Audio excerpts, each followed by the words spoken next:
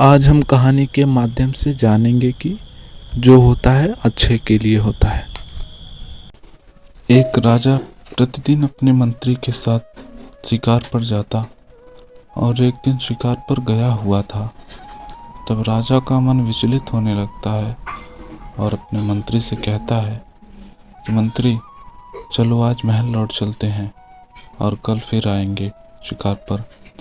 राजा अपने मंत्री के साथ महल लौट जाता है।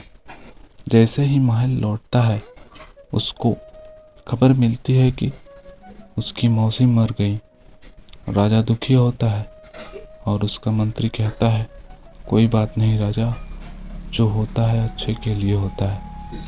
राजा मंत्री की बात को अनसुना करके वहां से चला जाता है और अगले दिन फिर शिकार पर आता है।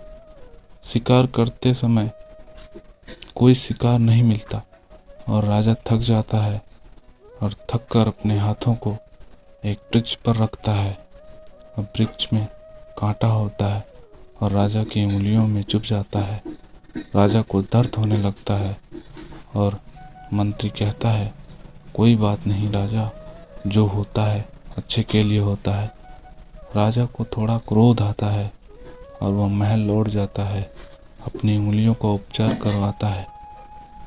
उपचार सही न होने की वजह से उंगलियों में सड़न हो जाती है, जिसकी वजह से राजा को अपनी उंगलियां कटवानी पड़ती हैं। फिर मंत्री कहता है, कोई बात नहीं राजा, जो होता है अच्छे के लिए होता है।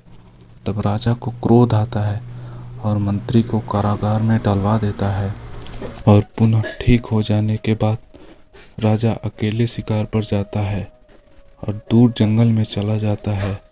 उसे आदिवासी पकड़ लेते हैं और पकड़ने के बाद अपने बलि की देवी के पास ले जाकर राजा की बलि चढ़ाने वाले होते हैं।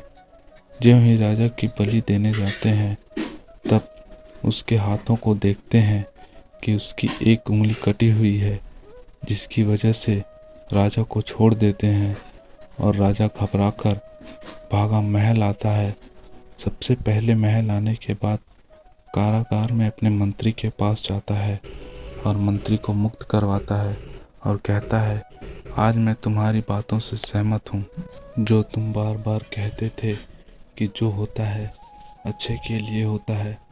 पर मंत्री, एक बात बताओ, तुम्हारे साथ कैसे अच्छा हुआ? तुम तो इतने दिनों से कारागार में थे।